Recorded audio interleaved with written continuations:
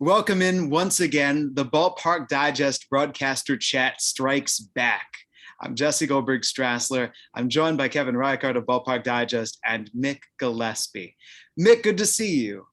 Yeah, good to see you guys. It's been a while since we were together, but you know what? It's good to see your faces and talk a little baseball. Kevin, how are you? I am good. I am in the midst of a whole bunch of stuff on the book front and the site front, so it's very busy. I'm guessing I'm not as busy as Mick, though, because Mick's got football coming up. Yeah, it's been crazy. You know what? Football, and I'm doing a new show, College Sports Book, which is where we break down college football games, and then, the Bama Insider, and then my own show, the Bama Insider Tailgate Show, and baseball, and trying to close on the house. So I've got a bunch of stuff going on right now. It's been crazy. Wow. Congratulations. Yeah. Is there enough hours in the day? No, there's not. Well, Kevin, you wanted to catch up because, look, here we are. As we record this right now, of the 20-week minor league baseball season, 16 weeks are complete. We have 4 weeks to go. So touching base, to bring in the baseball pun, about how things have gone following the reorganization in Major League Baseball running minor league baseball, and things in a very unusual year. So I want to start with you, Mick. How have things been the same? How have things been different for you? I was pretty critical of Major League Baseball because, it just kind of felt like, I don't know, like the takeover. I didn't like the way that they kicked out all the teams and they were winding it down, and but I feel like that we're going to see more of this. I mean, I think that eventually we're only going to have AAA and AA. That's my prediction, but it's been okay. I mean, it's been nice having baseball back again. There's some good things to it. I mean, when they're running everything, then, you follow their protocol. I mean, it's not like, it's two different entities. I didn't understand, like at the beginning of the year, we didn't have a playoff format. This has been my biggest criticism, gripe. And then they said halfway through they were going to do one series. But then instead of taking the two division winners, they took like the two best records, what made no sense to me because we keep division winners, right? But I like the 6-game series. I like having off on Monday. I don't like the fact that we played Chattanooga and Rocket City, or we will, 36 times each. So on a 120 schedule, we've played these guys both all the time, and then we haven't played Pensacola. But I think that has a lot to do with COVID. I've just had a really enjoyable year. The team's been fun to watch. The Cubs have a lot of prospects here. They don't win a lot of games. They're 10 games under 500, around there. But they play so hard. At the beginning of the season, they kept losing games. Now they've gotten better now. But they've reminded me of like an Irish boxer, like every night we're losing, but it was like always like we knock down and then keep getting back up, and I think that's going to benefit this group moving down the line. But haven't been on the field except one time this year. I could go down because, I'm vaccinated and I got that sticker. And honestly, there's been all this discussion about vaccination and all that kind of stuff. I'm so glad I did it, because people at our office that didn't got COVID and they were sicker a lot longer than the people that did. So, I mean, I think to me, that's just common sense. And so I felt like when I did the vaccination, it was partly because to be part of the team, I needed to do that. And it turned out to be a blessing, really, I think. I got sick, and it didn't last very long, so people that didn't got sick and then kind of lingered. So all in all, you know what, for everything that we've had to deal with, crowds have been great. People have had a good time at the ballpark. And I feel like the broadcasts have been really good too. It's just been a good year. Mick, have you had the ability to make every road trip, or what was your road schedule looking like? Yeah. And so that was one of the things that I felt like was important for me. And that was another reason I got vaccinated too. I planned on going and doing the games. I wanted to do the games the way I've always done them and really bring our team back to our community. We're on a great radio station in the Sports Animal in Knoxville. People listen to that station. It's a big deal. And I felt like for us to get back to our community that we needed to be on the radio and that we needed to be there live, so we traveled. The league, I think at the beginning of the year was split 4 and 4. 4 teams did, 4 teams didn't. Now this was the first time it's ever been an 8-team league instead of 10, because 2 teams are gone now. And then the travel really hasn't been bad. I mean, that's the advantage of this schedule where you play Chattanooga and Huntsville all the time, right? Rocket City. But yeah, I've traveled and I'm glad I have. Now, some of the guys in the league, and Jesse, you can talk about this because I'm guessing that you probably have done the remote broadcast. They're not that hard to do. Honestly, like we may experiment with them just to see what it's like. I still feel like for me personally, I'm old school. I like to sit here, be at the game. I like to feel what's going on. But I worked a couple of games for the Cubs during spring training, and those were remote broadcasts, and you're sitting there with monitors. And when I went back and watched, I mean, I thought that, and a big part of it is that the marquee crew does such a great job of getting us prepared for everything and having the angles and all that kind of stuff. Great producers and video and all that. But, but getting the games on the air was important. And, Larry Ward hasn't traveled, the longtime voice of the Lookouts. But I listened to one of his games and I thought, you know what? I mean, sounds like baseball to me. How about you? I think this with a remote broadcast. I think that teams should not take for granted having a really good broadcaster, because it is not every broadcaster who can call a game skillfully off a monitor. Yeah. To be able to look at a monitor and to be able to call a baseball game takes talent and ability. So yeah, if you are able to do it, if I'm able to do it, if Larry's able to do it, it's not that it's easy to do. It's just that you've got a really good broadcaster at the helm. Yeah.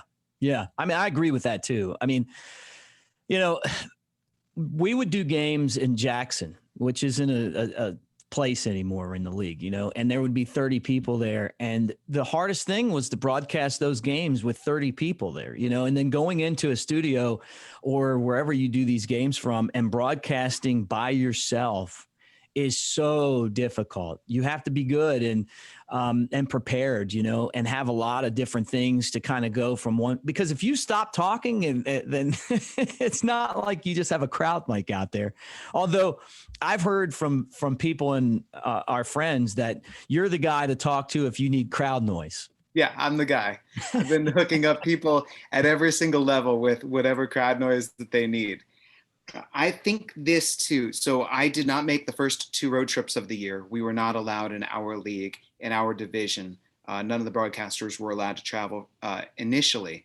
And then once June rolled around, then I traveled separately from the team to a trip to West Michigan. I was given the okay to travel on the team bus to Cedar Rapids. And then since then, I've just been driving separately.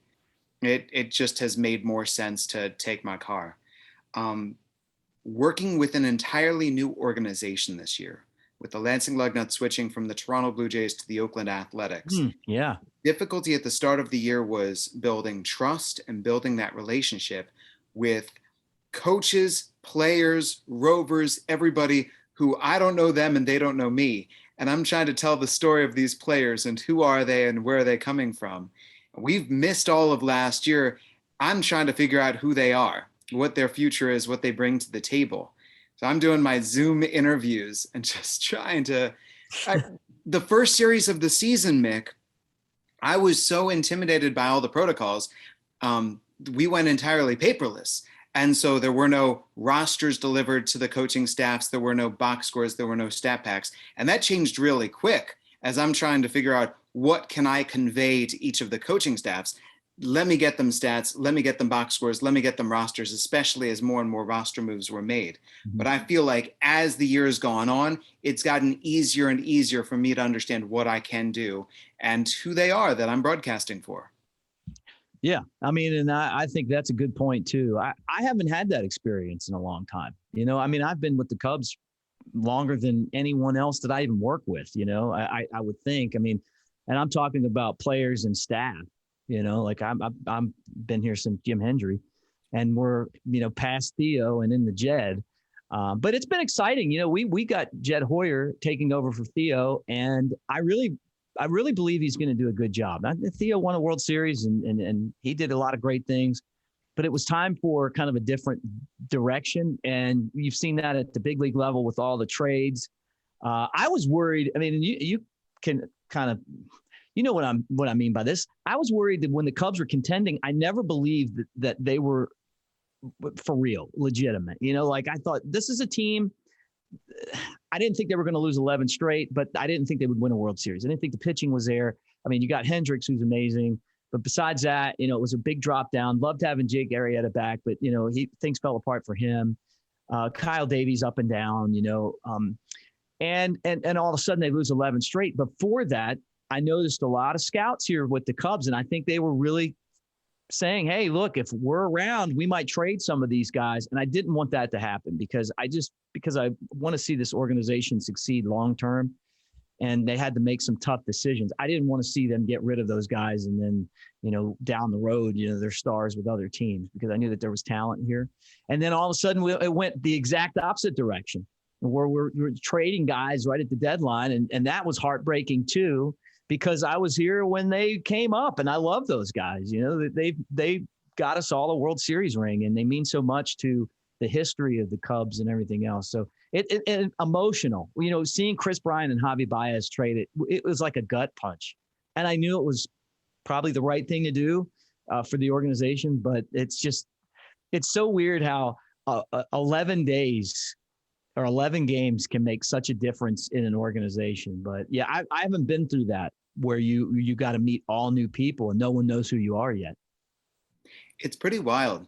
That was one big adjustment this year. Another big adjustment was going from low A to high A, as the entire league moved up, the 12 teams remaining from the low A 16-team Midwest League. And then a couple of other changes that I've seen, and Mick, I'm curious what you've seen. We have had so many injuries this year. Our injured list has been packed. And it seemed to me as well that our game times have gotten longer and longer. I do not remember in years past the games being this long. And that may just be the A's, you know. I mean, like I think that a lot of that comes down to your pitching, you know, and defense. And the Smokies they've had a great bullpen. Starting pitching at the beginning of the year was terrible, and the bullpen was amazing. I mean, like the best we've ever had. And there's going to be a lot of those guys that are going to be in the big leagues, and maybe the entire bullpen, honestly, eventually. Or maybe not with the Cubs, but somewhere. But the game times haven't been any different here. I mean, it just all comes down to the pitching. There's a team in the league, and you know, I've talked about this a couple of times on my broadcast. You brought this up, and you were exactly right. You said it's going to be a different philosophy per organization, how they staff their team, their rosters. You said you could go veteran teams, you know, guys that would have been there in 2020. Maybe they were there in 2019. They're back again, right? Or is it your organization says, we're going to go young. We're going to skip where you would have been last year, and we're going to throw you to Double-A. So you're missing the high A experience and have a young roster. And that's what the Cubs did. I knew they would. And that's why the team's 10 games under 500. But they're also developing. And I got to give them a lot of credit for that, because some of these guys have really got their butts kicked in this league, right? But I'm seeing them get better. And I think that's, if you're looking long-term to see if you got a viable big leaguer, you need to push those guys. I'm not saying get them to the big leagues too soon, prematurely, but I'm saying you got to push them, man, see what they can do and see where the improvement is. The Cubs have done a great job with that this year. There's another team in the league, Rocket City. They're an Angels affiliate, and it's all guys who it's an independent league all-star team. You know, like none of these guys are going to be in the big leagues. They're all good players. And you talk about long games, you know, the one guy, Mitch Ney, 14 pitch at bat and he hit a home run at the end of it. You know, you're now this is also, he's been in Double-A since 2014 or something, you know, like he's a professional hitter, you know. I don't know if it was that long, but you know what I'm saying? Like the guy's been around and their entire team are players like that. The other thing that talking about that Rocket City team that's interesting is that Kieran Lovegrove, we're in town to play them. He does an interview with ESPN. And then the next day, the story is where he's attacked the owner of the Angels over housing, right? And that's kind of been a topic in baseball this year. And what's happening, in my opinion, is because of COVID, there's a moratorium on evictions, right? And foreclosures right now. So there's really not a lot available out there, like people that aren't paying their rent because of COVID or not because of COVID for whatever reason are not getting evicted. So it's not really cycling a lot of places to stay. And we've seen that here in Tennessee, where I live in Alabama. Same thing in Huntsville, Rocket City, or wherever. But the money that it takes now to get a place, and the fact that there aren't any available, has made it tough. And he talked about a story, him being in a 2 or 3 bedroom apartment with like 7 guys, which is ridiculous. And really blame the Angels for that.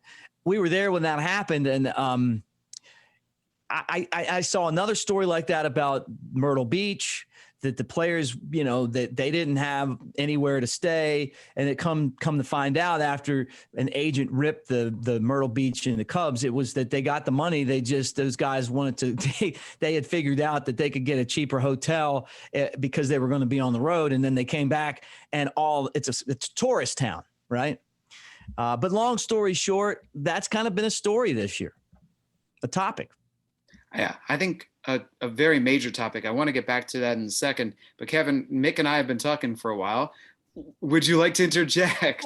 Sorry, Kevin. Oh, no. This has been great. This is exactly what I wanted, because I've to be totally blunt, I've been spending more time in major league ballparks this year. I really haven't done a lot of minor league parks. Although I do still talk to a lot of owners. And, I wanted to go back to something, Mick, you had talked about seeing the minor leagues, go down to 2 levels eventually. That's a huge debate that's happening right now between the analytics guys and the boots on the ground farm directors. Huge debate over the future of the minor leagues. And it's not being reported a whole lot because it's sort of subdued, and you got to kind of know the right people to talk about it with. You talk to some of the major league guys, they don't go to a ballpark. They don't go to a minor league ballpark ever. They don't see any players in action, but the guys in the field do. And the guys in the field are screaming to have places for players to play. They're tired of the chain link fence leagues. They're Right. tired of 101 degrees at 8 a.m. and then being forced to play a game at 10 a.m., which is happening in Florida. Every game now is at 10 a.m. Because it's so dang hot during the rest of the day. And they want to see, the minor leagues expand again. So that's been this huge debate. There have been some people in Major League Baseball crunching the numbers and realize, gosh, if we had more minor leagues, we'd be paying less to house players in Phoenix, where it's kind of expensive. Mm-hmm. So it's a huge debate going on. And I'm not so sure we'll see any contraction within a decade or so. But it's absolutely huge. And the analytic guys, I think, are kind of losing the argument, because if you look at teams that are losing this year, a lot of analytic led teams are tanking. Let's put it that way.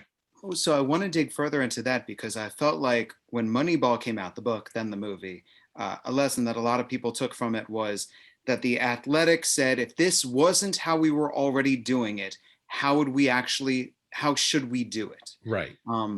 And so that's kind of how they've wanted to treat the minor leagues, is say, this is the way that the minor league baseball system is set up. If we started from scratch, how would we actually do it? And it's interesting to see them learn the lessons of why it was set up the way that it was set up. Right. I mean, they sort of attacked minor league baseball as a legacy system based on railroad routes. That was that I heard more than once. Well, it's based on railroad routes. You wouldn't put a team there otherwise. Mm-hmm. And probably true, but there's a reason why the major leagues evolved over the course of a decade. Yeah. And a lot of the younger guys are finding that out now, which is, I think, an amazing development.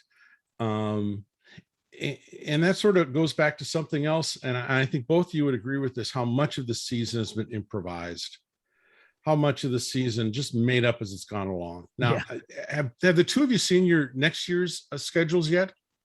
I have not. I've seen that some AAA teams have announced theirs, AAA, which has caused teams in other leagues to go, okay. AAA's out, but the interesting thing is, sort of buried in the details, is that this whole playing 50-some games against the same 2 opponents is going away next year in AAA.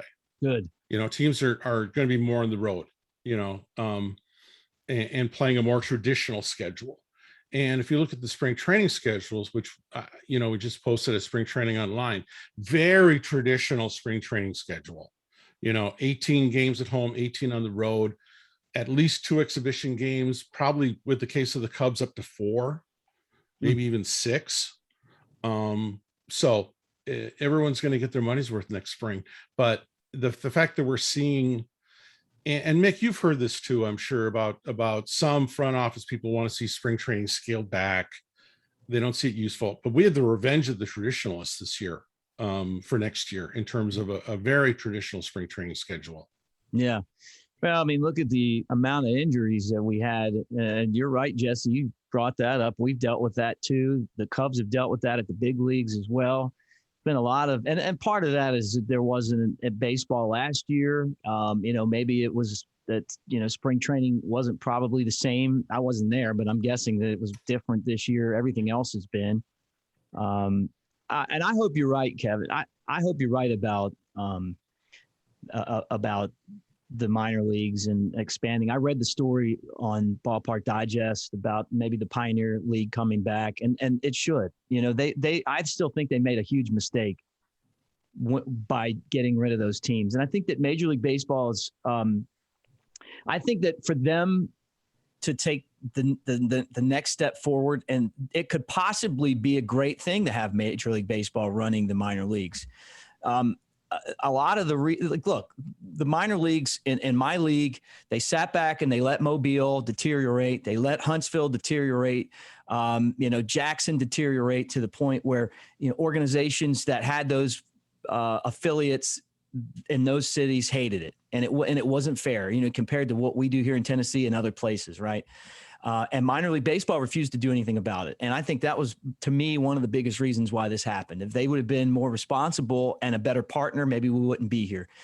I think Major League Baseball needs to have more people that understand the business side of the minor leagues and understand, honestly, where these places are. It's a different world in Chicago than it is here, and Myrtle Beach and South Bend, and I'm not saying that it's, or New York, the same thing. It's just a different world. But what used to make baseball America's pastime, and why I feel like baseball is slipping so much, is that it's becoming so regional. We can't talk about baseball on the radio down here if it's not the Smokies and we're not on, because people just don't follow it. Them going to Iowa and playing that game there, the one in Williamsport, those are the things that are going to rebuild the brand of baseball, where it felt like, and this is both sides, it's felt like everything has been money driven. So the players want to do less. The owners don't want to pay for more. That's exactly why they got rid of the minor leagues. And in these cities, the minor leagues in cities like where we're at, Jesse, are building the baseball players and fans of the future. And you start to eliminate that, baseball could turn into a game like lacrosse. I'm seeing soccer do this, go up, up, up, up. They're adding, and baseball subtracting. And for baseball to turn things around, I really feel like that they have to do more of the stuff like playing a game in Iowa and getting out and it's uncomfortable. The Smokies, when they opened the stadium, they had the Blue Jays that came and played here. Since I've been in the league, I don't think there was one team, major league team, that played an exhibition with their minor leagues. Maybe I'm wrong. Maybe the Marlins played in Jacksonville, but it's very rare to do that. They used to come out of spring training and do it. Now everybody's crying and it's just inconvenient and all that. Yeah, it is. But you know what? You grow the fan base by doing stuff like that. And look, if you don't want to play an exhibition game, find spots like you did in Iowa and play a big league game somewhere. People loved it. The TV ratings went nuts. And for the first time in a long time, I'm looking at Major League Baseball and I'm going, you know what? You guys got it right. You killed it. And I hope that they continue to do that. It's the same feel as holding a hockey game outdoors, yes, where the whole mystique of hockey is that it's played on a frozen pond in Canada. The whole mystique of baseball is it's played in the fields. It's played in the country. It's played wherever you can find a place to lay out a diamond, you can play a baseball game there. And so, yeah, that was the great mystique of it all. Kevin, I go back to what you said much, much earlier about the major league's lack of understanding about minor league baseball, about the lack of understanding that fireworks draw fans, that on the 4th of July, you can't play a Sunday day game because you need 4th of July fireworks, that we need Thirsty Thursdays, that we need morning games or at the very least noon games for a school day or a camp day, just because these are all sorts of different ways that a minor league team can bring in a great crowd to see these games. Yeah, and I'm hoping some of that gets smoothed out for next year. I have not taken a close look at some of the AAA schedules yet to see if those sorts of games are there. And I guess I know what I'm doing the rest of the week, taking a look at some of those schedules. But it's a different way of doing business. It's more hands-on. It's a matter of scale. It's more retail on the minor league level. Major League Baseball, it's big. You got to promote the heck out of it in really different ways. And I'm hoping New York figures that out. I really was heartened by the fact that Major League Baseball brought in a new marketing director outside of baseball, someone who has a lot of experience in the real world as opposed to, I'm sure you two have seen this. Baseball tends to be, especially on the major league level, tends to be really hermetically sealed. They talk to each other a lot and don't really interact with the rest of the world necessarily very well. But bringing her in, I hope we'll get some new marketing approaches in place. And I hope that the people they have brought in to work on minor league baseball will have a lot more power and say in what goes on in future years. I want to go back to Kieran Lovegrove and minor league baseball advocates, because Mick, you brought that up. I think that has been another big story this year, has been the rise of minor leaguers, whether named like Kieran or anonymous, sharing photos, sharing experiences, and getting covered, whether it's by Britt Giroli and The Athletic, whether it's whatever national publication, whether it's a local newspaper, about what are the living conditions, what is the food being served to minor league baseball players, and that kind of public shaming in order to get a change to come to minor league baseball. Yeah, I mean, you know what? I feel like this is a two-way street. First off, his career's over. I mean, he's done. And I said this on the air. He called out the owner, and and he didn't mince his words. So I'm sure he's a hero to the players. But if I'm Artie Moreno and the Angels front office, I'm not real happy with this guy right now. He handled it the exact wrong way. In an organization, you just don't go out and do that, And it's not that he was wrong. It was just he was wrong in the way that he did it. Is if you want to be a pro and you want to have a long-term relationship, and you can go read the quotes that he had, but. When you do, you'll understand what I mean. But at the same time, all I've heard is what a great guy he is. And, this is like his fifth organization. He's, back end bullpen guy. He's lucky to be in a uniform, to be honest. His earned run average is terrible.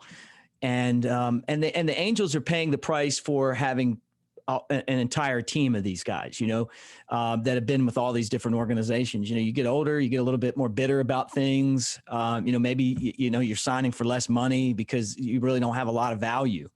And that's a part of it too. We play these games. Let me be honest.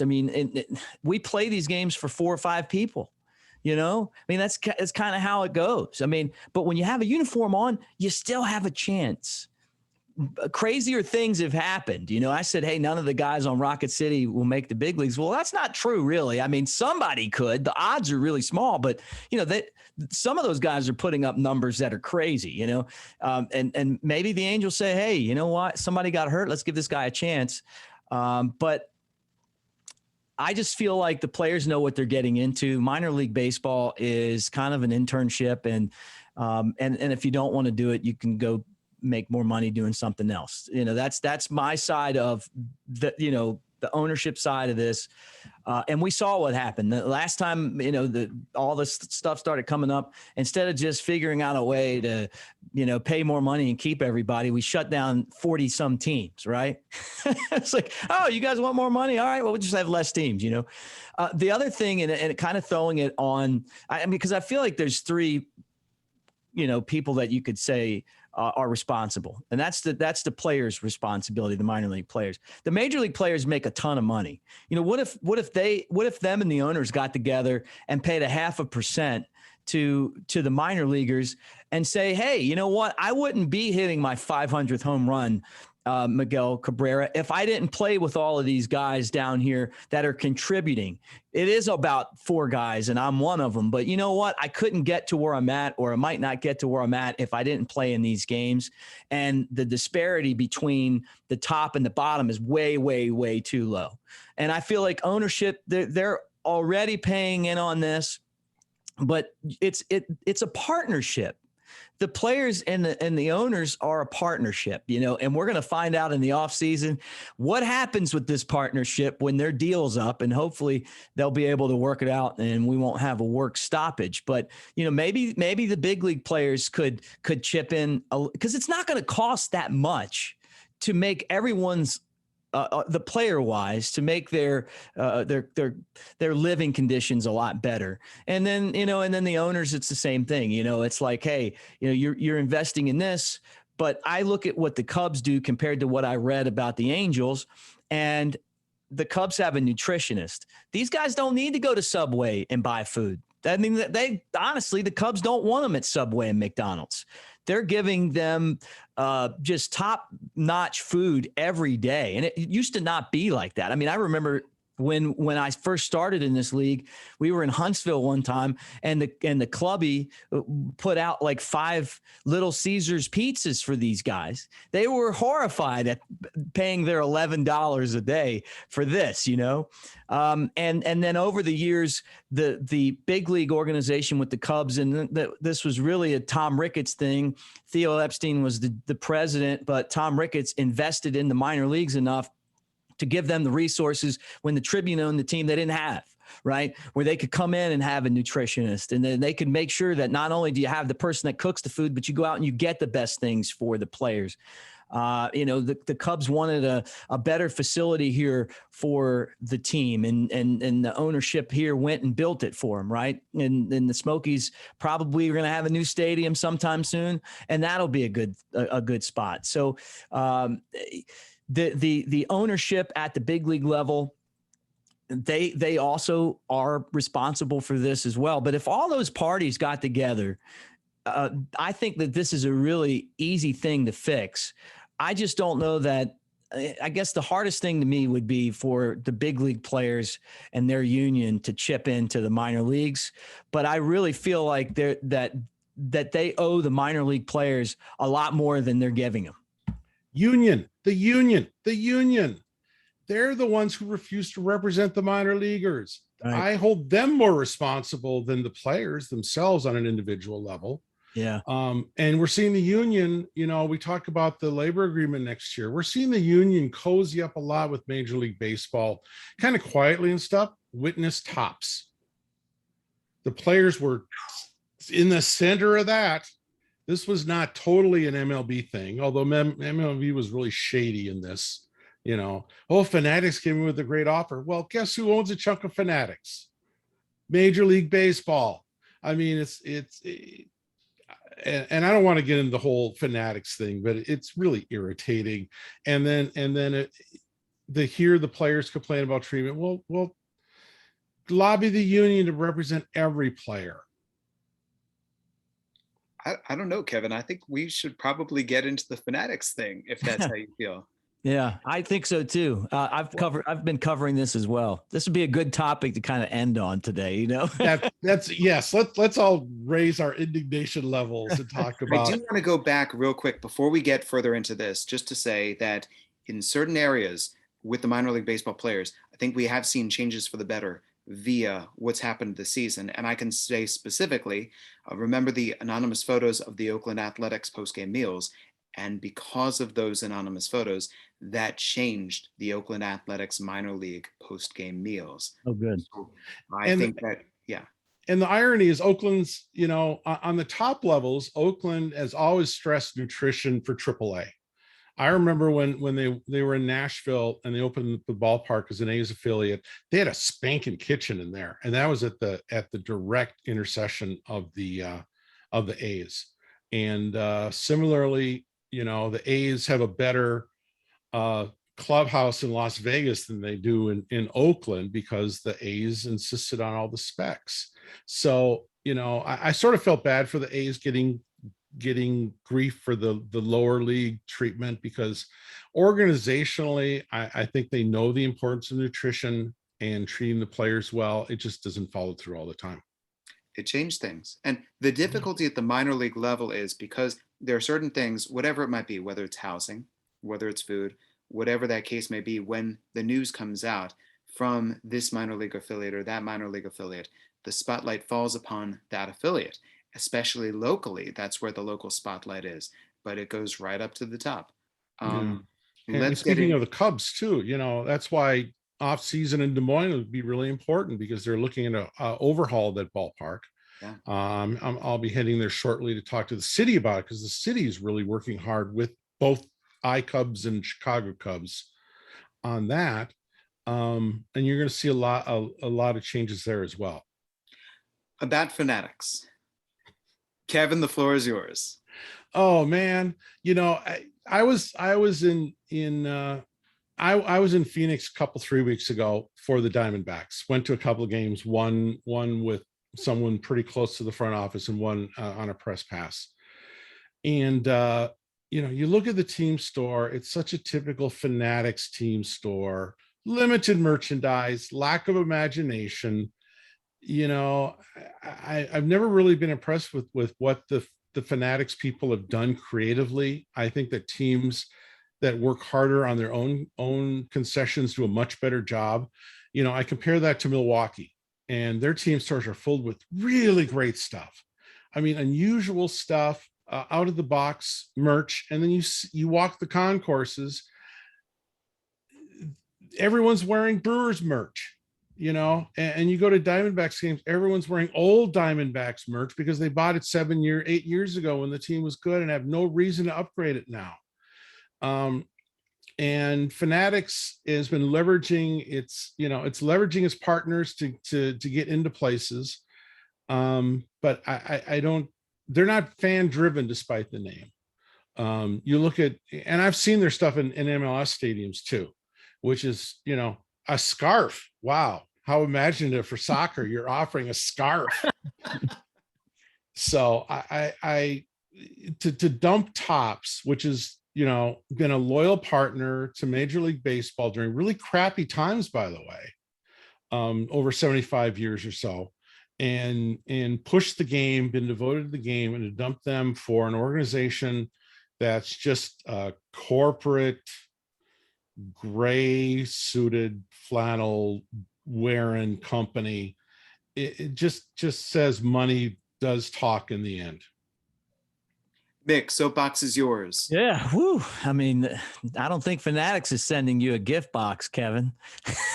Oh, no. Look, I've been really paying attention to this. And on my broadcast, I always talk about baseball cards. Anytime there's, a sale of a baseball card, of course, the Honus Wagner, what is it, T206, it's up to like $5.6 million. The second most sought after card is that 53 Mantle, right? And apparently Topps took and dumped a bunch of them in the Hudson River when things weren't going well back then. People weren't buying them or something. Yep. I was a kid. I used to buy the Topps. I remember a time, and there was a store where you could get 4 for $1, and you got your cards and your stick of gum in there. I worked with Jody Davis, and we're going to do a couple more games together that'll air in Chicago on Marquee. And I'm thinking, like, while I'm talking to him, I'm like, I remember, and I still have the cards, opening the pack and him being under the gum, like I'm going to bring him in for him next time, So I've got a lot of fond memories with Topps, but there's been an explosion in the baseball card industry, right? And it's not with baseball card. And that's the thing. We call them baseball cards, but it's not. It's sports cards. NBA cards are more valuable, and NFL cards are more valuable.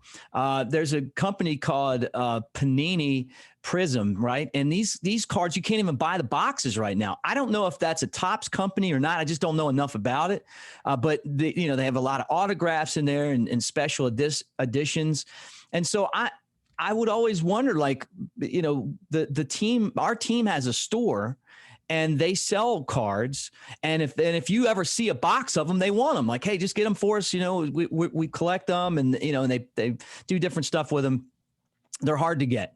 You put them on the shelf and people fist fight over them now, but not baseball cards, so I don't know if that's kind of part of this. I mean, I figured the Shohei Ohtani card would have to be worth a lot, or Mike Trout or something like that. But I also felt like that, like you can find the Topps cards anywhere, right? But you can't find these Panini Prism cards of basketball or football at all.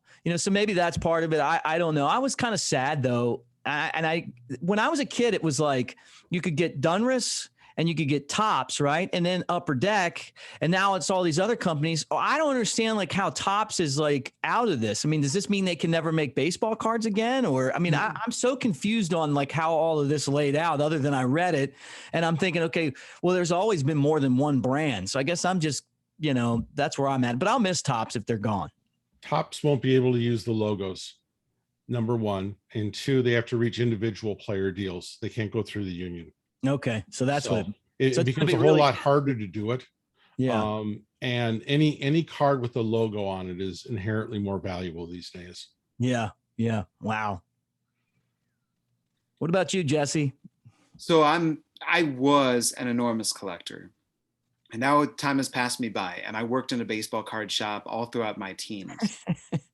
There's some things where a monopoly is good, and some things where a competition is good. Mm-hmm. And it seemed to me that when Topps got threatened in the 1980s, and you brought up Donruss and Fleer and Upper Deck and Score, and suddenly Topps was pushed, and that's when Stadium Club was introduced by Topps.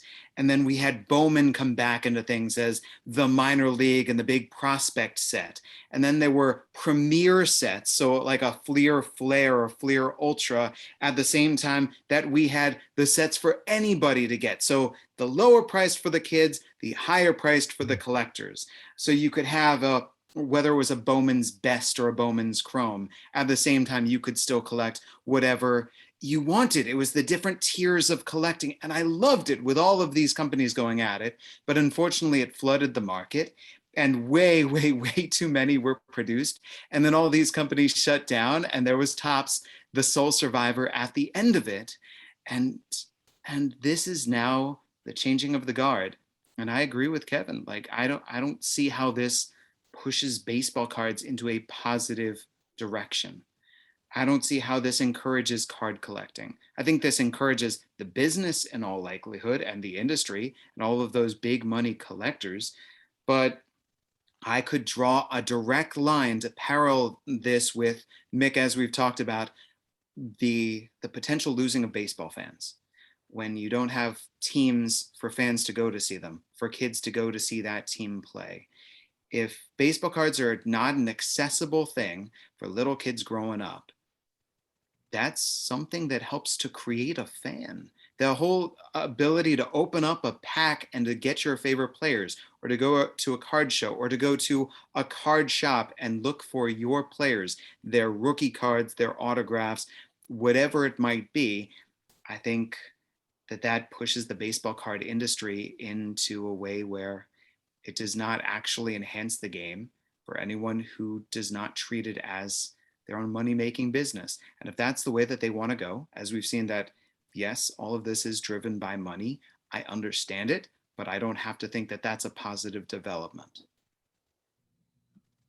I totally agree. The one thing that you touched on that I totally agree with is needing to reach the younger generation, because right now baseball is a very old game in terms of the fans. Even at the Field of Dreams games, I was there. there were kids there, but it was mostly 60 to 70-year-old guys. It was very heavy in the nostalgia. You saw some kids, but not as many as you would think. And, I think that's why doing this game in a more accessible way, like they're bringing it back next year with the Cubs. And there's more than likely, although it's not been announced, that there'll be a minor league game the day before as well, featuring a couple Iowa teams. Oh, cool. Within easy drives, if you know what I mean. And, the Field of Dreams is a great experience. They should set up for a week, and get that kids week in there. They announced the blackout is lifted for the state of Iowa. All Iowans can watch Major League Baseball games as they choose. Now, I was not watching the TV broadcast. Did Fox actually show the airplane circling the ballpark with the broadcast ban banner? I didn't see. Oh, it was there for the first 20 minutes pregame. And that was the second question asked to Manfred. And so I didn't, like I said, I was at the game, so I didn't see the broadcast, but it was a big topic. There were billboards down there leading up to the ballpark about the broadcast ban. And I think it's something that Major League Baseball really needs to think about. I mean, Manfred sort of said, well, it's with our partners. The partners are to establish that. You can tell Bally what to do. I mean, teams have a say in this. Now, let me juxtapose that with Williamsport, because the great thing about the Little League World Series is it's baseball, but it's baseball starring kids, playing like kids and thrilling us, but we understand how old they are. And so to see whether it's a Mike Trout, whether it's to see any Major League player, Major League people, fans, cheering kids on, supporting them. When they lose, they get cheered. If there's a strikeout, whatever it might be, you're just there cheering everybody. That is about the growth of the game. Yeah, totally agree. And yet that game kind of got lost in the shuffle. I mean, I didn't see it promoted a whole lot. And I wish it had been more, because Bowman Field is sort of a nice little ballpark. Very classic, and to see the major leaguers there is kind of a big deal. Yeah, bring them into where the little leaguers are. Okay, So as we wrap up, Mick Gillispie, your thoughts on the Cleveland Guardians? I don't know. You guys are going to hate me, but I just would have loved to just left it alone. I mean, I get it, but I'm so torn by this. I just thought it was, I never looked at it as is something that offended, I've got Native American in my family. I'm friends with other people that are Native American. I mean, I've spent time at casinos, working with people, and everyone I've asked, didn't really seem to bother by it, but somebody was. I don't know. I just, and then the name they came up with, look, I guess if it was a better name, I probably wouldn't, but be like, well, you know what? The Rocket City Trash Pandas, I was hated it. And then when I figured out that they had Rocket City was a Trash Panda was from Galaxy of the Guardians, I was like, oh, and people love it. Everybody loves it there. They're going crazy. They're wearing the merch. They're doing that. The Guardians, I just, wow. I was so underwhelmed by it. They should have came up with something crazy, off the wall, cool and funny. It just, the whole thing to me, I don't know. I've talked to Indians fans and, and they're kind of down about it. I haven't heard one person go, yeah, this is the best thing that's ever happened, but I mean, that's kind of where we are. It's 2021 now. And, and stuff like this happens, I mean, if the one thing that I'll say this kind of on the other side is I go in the air every night. I just want everyone to have a good time. I want people to laugh. I want it to be fun. I don't want it to be political. I don't want it to be, I don't want it to be too baseball-y or too mathy. I just want you to be able to listen, Jesse, as a long-term baseball super fan, and Kevin, as a writer, and your wife to listen and grandmom to listen, so I guess on the other side of it is that, if people were truly offended by this name that's been out there since 1919, then, then maybe that was the right thing to do. And I mean, maybe for Cleveland, it's just one of those deals where, even if it's just a really small group of people that are complaining about it, maybe they just want something to complain about, which is honestly, I think, part of this. It's worth just not dealing with it, and when I'm on the air every night, I do the same thing. Like if I think that something might be a little bit over here, I want to try to get as close to 100% of people enjoying what I do as possible. So I just danced around it, but I told you what I thought. What do you think? Kevin Reichard. I love the Guardians name. I absolutely love it because it is such a hyper local reference. Yeah. I mean, it's the reference to the statues outside the ballpark that Bob Hope's dad helped build. I mean, how local can you get? So that's why I love them. I'm not as hyper about removing Native American indigenous names as other people, although Chief Wahoo really had to go. That was a terrible stereotype. And I think Indians was going to be inevitable. I think the Braves removing some of the more tomahawk imagery outside the ballpark before the season started will be carried on this offseason too, although I don't think they'll change the name, but I think the imagery needs to go. The Guardians, I don't know. I just love the reference. I know 90% of the people, once you explain it to people, they sort of understand. But the trouble is, if you got to explain a team name, it doesn't necessarily work that well. Red Sox. What does that mean? Okay, well, so they wore these red socks. They're not black or white. They're Red Sox. I think the weird thing about the name is this: that they have changed their team name, right? Because they've decided Cleveland Indians should no longer be their name, that they should no longer be called the Cleveland Indians, but not yet, right? That's really, I have a hard time wrapping my mind around that. It's too offensive for 2022. But that's what my point was too. I totally agree with that take. So what are we going to do with our major league? I have a Ricky Vaughn major league jersey, like.